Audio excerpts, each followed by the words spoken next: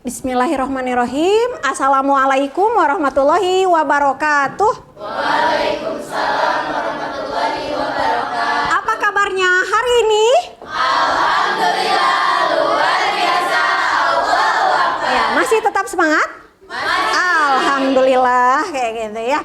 Untuk kelas 11 IPS 5 di sini kayak gitu ya. Ibu akan sedikit membahas mengenai kayak gitu ya. Wawasan kebinekaan. Di sini Ibu mengambil topik 3 yaitu berdamai dengan diri. Damai mulai dari diri. Ya. Nah, capaian pembelajarannya bisa tolong dibacakan Neng Dela? Memahami konsep tentang ragam identitas diri. Betul. Memberikan contoh sikap welas asih pada diri sendiri. Betul, jadi capaian pembelajarannya pada topik 3 ini gitu ya. Setelah mempelajari topik 3 tentang damai mulai dari diri, peserta diharapkan satu tadi ya memahami konsep tentang ragam identitas diri. Yang keduanya mampu memberikan contoh sikap welas asih pada diri sendiri. Ya. Nah, gitu ya. Ini akan mulai dari diri gitu ya. Ini ada pertanyaan pemantik. Bisa kalian berdiri terlebih dulu, gitu ya. So, berdiri dulu. Oke ya.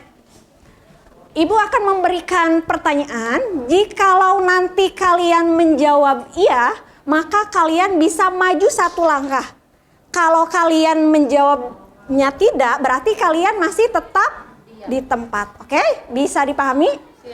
Siap. Oke. Nah, pertanyaan pertama. Saya adalah orang yang suka jujur.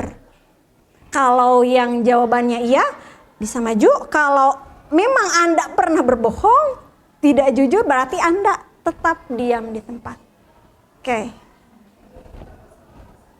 Tadi ya, yang pertama, saya adalah orang yang suka kejujuran. Tidak ada yang menjawab. Ya, kalaupun ya, berarti maju. Kalau yang kalau dalam dirinya saya mah pernah berbohong, berarti saya diam di tempat. Seperti itu. Ya. Oke. Jadi jawabannya silahkan sekarang. Oke, berarti di sini bisa terlihat kayak gitu ya, nggak apa-apa. Itu pertanyaan yang pertama. Yang kedua, saya adalah anak yang boros. Mangga. Kayak gitu ya. Yang ketiga, saya menyukai kebersihan. Maju lagi. Oke, siap. Pertanyaan terakhir. Saya adalah anak yang suka berbakti kepada orang tua. Oke, sudah? Oke, tepuk tangan untuk kita. Boleh, silahkan duduk kembali.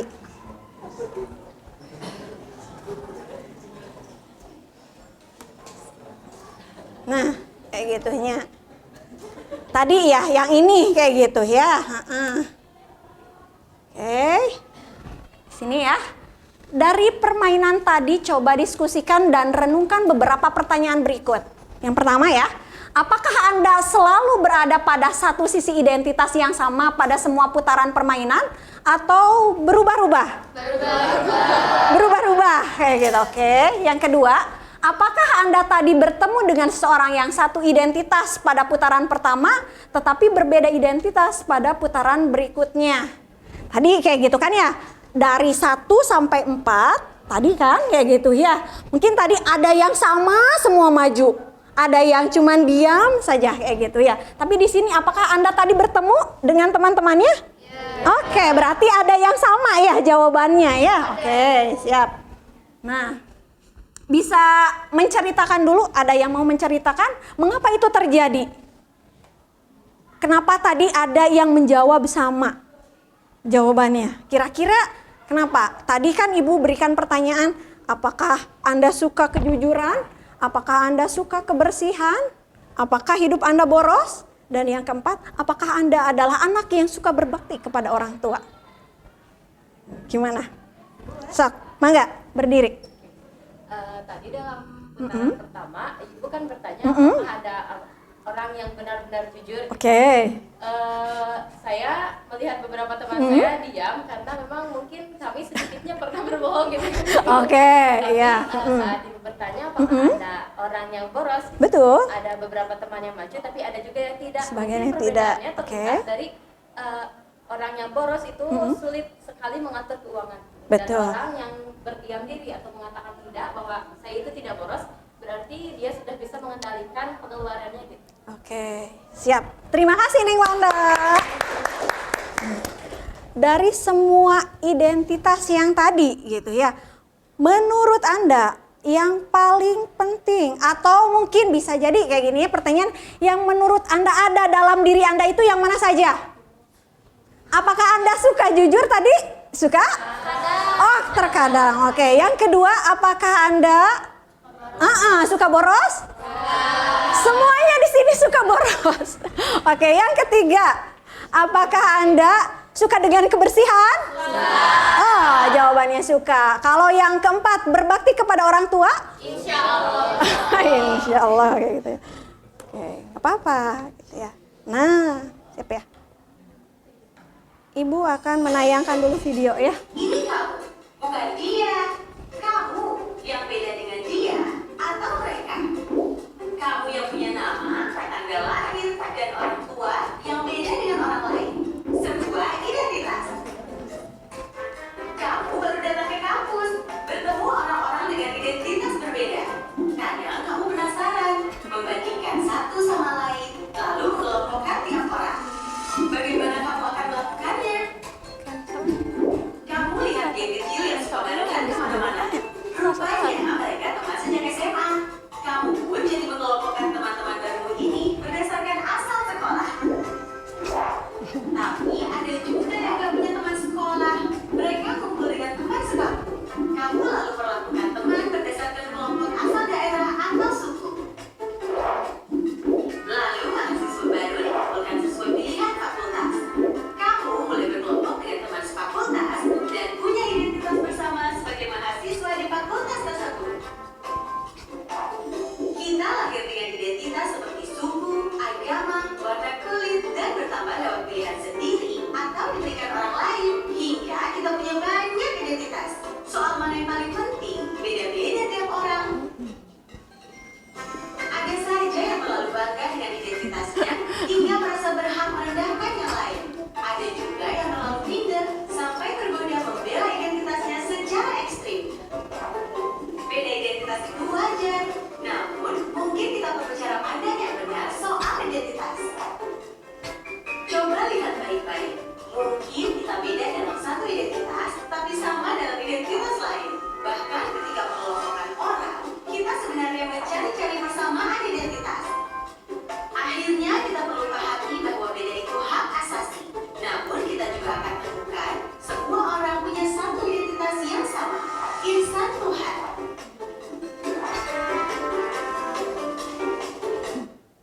Oke. Nah, jadi tadi ya untuk ini, jadi setiap orang punya banyak identitas ternyata kayak gitu ya. Mungkin kita punya kesamaan identitas suku dengan seseorang, tetapi berbeda identitas agama dengan orang tersebut. Bisa aja kan kayak gitu ya. Kita sama misalnya ya sukunya suku Sunda misalnya ataupun suku Jawa, tetapi ternyata di suku Jawa tidak semuanya beragama Islam misalnya ya. Tidak semuanya beragama Kristen misalnya seperti itu ya. Terus yang selanjutnya, ada identitas yang begitu saja kita terima sejak lahir dan tidak bisa diubah. Ada juga identitas yang kita bisa bangun, ciptakan dan ubah kayak gitu ya. Seperti halnya kayak jenis kelamin itu kan nggak mungkin dirubah.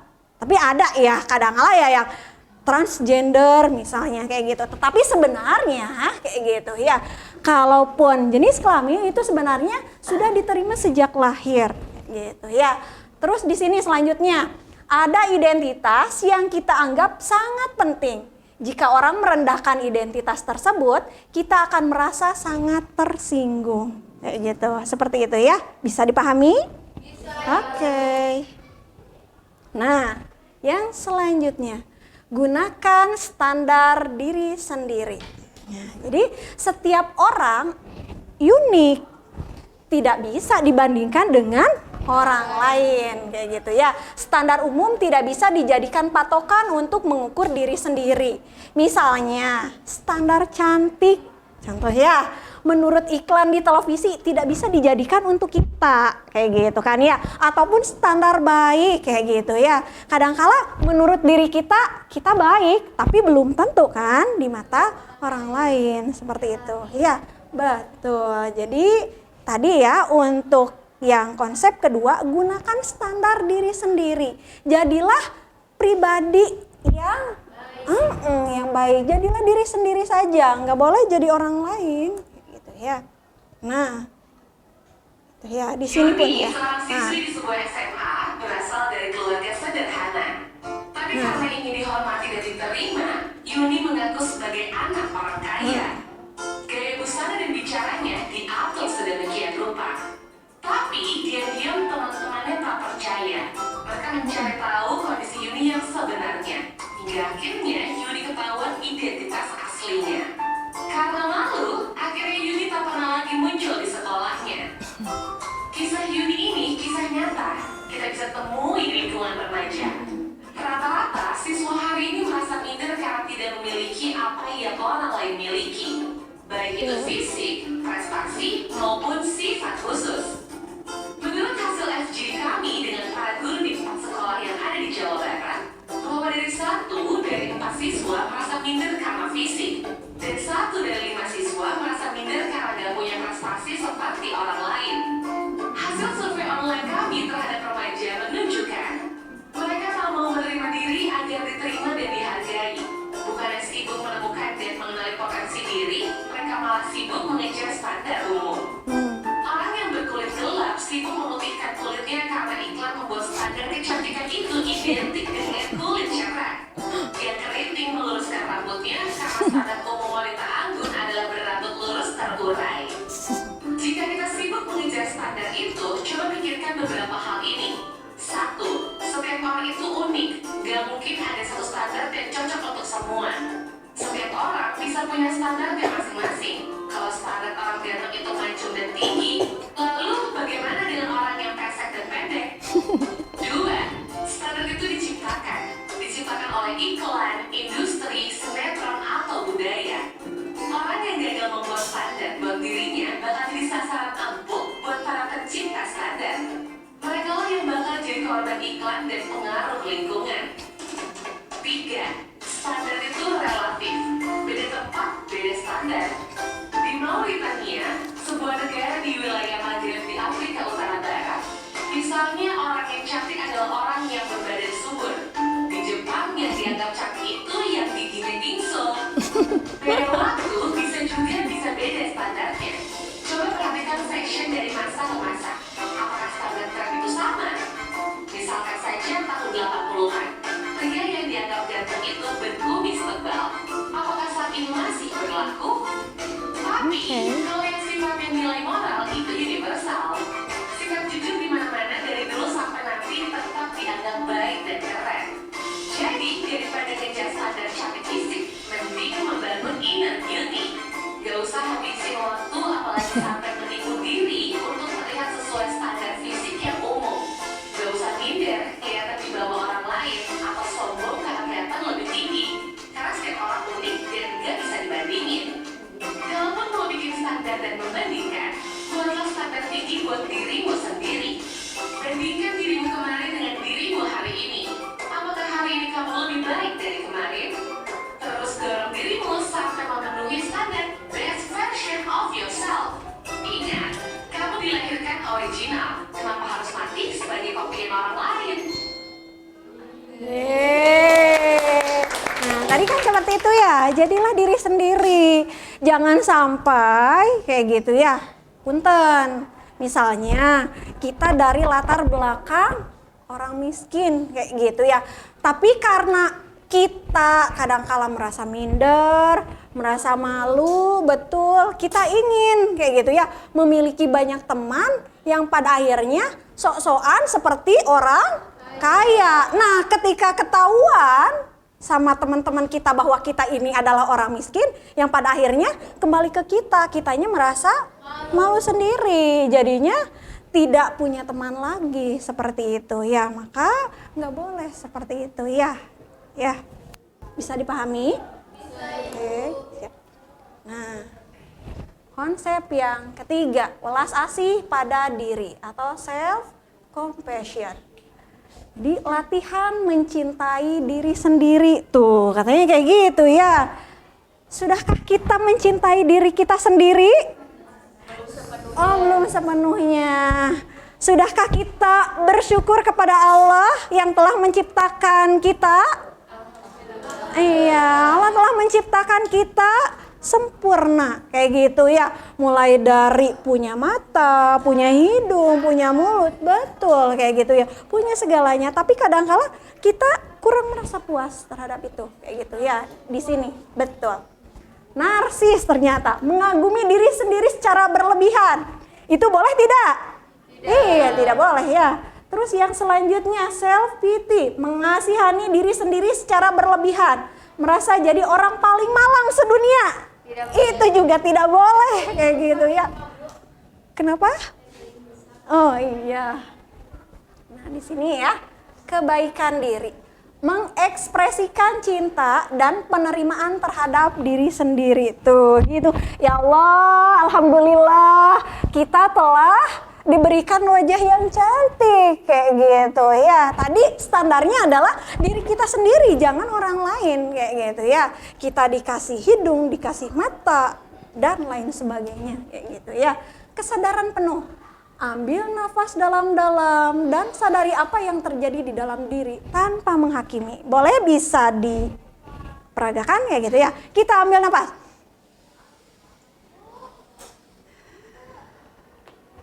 Ya, nah, gitu ya. Keterhubungan, memperluas kesadaran kita kepada semua makhluk dan mengakui bahwa setiap orang mengalami pengalaman yang sulit. Gitu ya. Sebenarnya memang ya, setiap orang itu punya pengalaman. Kadang-kala ada yang merasa kesulitan, tapi di balik kesulitan pasti insya Allah ada kemudahan. Inna ma'al usri yusra, fa inna ma'al usri yusra, betul ya. Jadi di setiap kesulitan akan ada kemudahan, betul. Manfaat mencintai diri sendiri. Yang pertama ternyata mengurangi stres katanya, betul tidak? Betul. Yang kedua menghilangkan kecemasan dan depresi, betul juga kayak gitu ya. Terus yang selanjutnya meningkatkan kebahagiaan karena memang standarnya adalah diri kita sendiri bukan orang lain ya. Yang selanjutnya membantu ketahanan dalam manajemen konflik ternyata kayak gitu ya. Bisa dipahami? Oke, siap. Nah, yuk buat tindakan konkret. Ya, apa? Yang pertama, ucapkan terima kasih dan penghargaan terhadap diri kita masing-masing. Yang kedua, bisa dengan telepon dan ucapkan terima kasih dan penghargaan buat orang terdekat. Orang yang kita sayangi. Misalnya ya, orang tua, ataupun teman kerja kita, sahabat kita, siapapun yang kalian anggap berjasa untuk hidup kalian, kayak gitu ya. Bisa terbayang? Bisa terbayang ya, kayak gitu ya. Jadi kita ucapkan terima kasih buat diri sendiri, kayak gitunya. Ya Allah, alhamdulillah diri ini telah berjuang begitu keras sehingga hari ini kita sudah berada di SMA. Kayak gitu kan ya, sudah besar ternyata kita kayak gitunya. Kalau ibu mah sudah menikah, sudah punya anak, itu ibu juga perlu bersyukur untuk itu kayak gitu ya. Terus juga bisa nanti ya kalian ucapkan terima kasih kepada orang tua kita. Ma, terima kasih ya udah membesarkan Neng, udah membesarkan AA kayak gitu ya. Ucapkan terima kasih seperti itu ya. Ucapkan terima kasih juga terhadap teman-teman kita ya. Nah, nanti gitu ya, di sini galeri diri. Nah, jadi nanti kalian bisa bikin galeri diri dalam bentuk biodata atau CV yang menampilkan identitas Anda sebanyak mungkin. Dari mulai identitas suku misalnya ya, di sini saya adalah Lina Herlina. Saya adalah keturunan dari suku Sunda, terus agama saya adalah agama Islam, hobi saya adalah dan lain sebagainya gitu ya. Jadi kalian bisa gitu ya membuat galeri diri ini sebanyak mungkin gitu ya. Nah nanti ini bisa kalian nanti memposting di media sosial kayak gitu ya, biar nanti teman-teman kita tahu kayak gitu ya. Karena tadi kan kita adalah diri kita sendiri, kita sudah berterima kasih terhadap diri kita sendiri seperti itu ya. Jadi harus ada penghargaan ya terhadap diri kita sendiri. Jadi jangan sampai tadi seperti contoh gitu ya, ada seseorang yang ingin menjadi orang lain yang pada akhirnya dia malu sendiri kayak gitu ya. Maka di sini yuk ibu ajak kayak gitu ya, kalian untuk bisa lebih menghargai lagi terhadap diri kalian sendiri. Karena memang tadi kan di topik di awal kayak gitu ya, damai untuk diri sendiri. Oke, nah memang seperti itu kayak gitu ya untuk materinya kayak gitu ya. Oke ya sudah. Gimana? Ada yang ingin ditanyakan? Ada Ibu. Gimana? Sok, silakan berdiri, nggak apa-apa. Izin bertanya. Oke, siap. Tadi terkait perkataan Ibu jadilah untuk kita jadi diri sendiri. Betul. Nah, saya sendiri suka melihat dengan keterampilan orang lain yang dimana keterampilan orang lain itu memiliki nilai positif dan menjadi panutan sosok bagi saya. Bagaimanakah itu Ibu? Oke, siap. Terima kasih Neng Melin atas pertanyaannya. Barangkali sebelum Ibu menanggapi ada yang lain yang mau memberikan jawaban terlebih dulu. Gitu ya. Ya. Gimana ya? Jadi gimana untuk memberikan ya tadi kan misalnya kita lihat orang lain untuk dijadikan contoh kan kayak gitu kan ya. Apakah boleh seperti itu? So, gimana? Bisa berdiri? Izin menjawab pertanyaan Oke. ini jawaban dari Asti. Mungkin kita juga bisa menjadikan hal tersebut sebagai nilai positif, di mana nilai positif yang bisa kita ambil dari orang tersebut kayak misalkan tadinya kita tidak aktif nih di organisasi karena kita melihat pencapaian orang lain, mungkin jadi bisa menambah banyak teman, menambah relasi, meningkatkan pemikiran, kreativitas, inovasi, dan lain banyak hal. Karena Asi juga percaya bahwa Willy menginginkan hal tersebut. Maka dari itu sangat sekali diperbolehkan dilakukan bagi ingin untuk meningkatkan standar diri sendiri. Karena kita juga butuh identitas. Oke. Identitas kita menjadi lebih berubah. Seperti itu. Oke, terima kasih. Yang lain ada yang mau menanggapi lagi? Tidak? Jadi ya untuk jawabannya Asti itu Ibu setuju kayak gitu ya. Kenapa setuju kayak gitu ya? Jadi kita boleh gitu ya menjadikan orang lain sebagai contoh atau teladan kayak gitu ya. Ketika hal itu adalah positif. Kecuali kayak gitu ya. Kalau tadi menjadikan standar kita lebih tinggi, nah itu yang pada akhirnya kita malu sendiri kembali ke kita kayak gitu ya. Aduh, jadi begini ya. Nah jadi sebenarnya kalaupun tadi ya kita harus bersyukur pada diri sendiri. Tapi untuk bisa menjadi diri sendiri, kita boleh untuk melihat, bercermin dari orang lain. Tapi tadi ya dengan catatan untuk ke hal yang lebih positif. Seperti itu ya. Oke. Iya. Gimana? Sudah bisa dipahami? Oke ya. Insyaallah ya. Untuk hari ini Ibu cukupkan sekian. Kalau memang tidak ada yang bertanya lagi ya. Terima kasih atas kehadirannya dan partisipasinya. Mohon maaf apabila ada kekurangan. Wabillahi taufiq wal hidayah. Wassalamualaikum warahmatullahi wabarakatuh. Waalaikumsalam warahmatullahi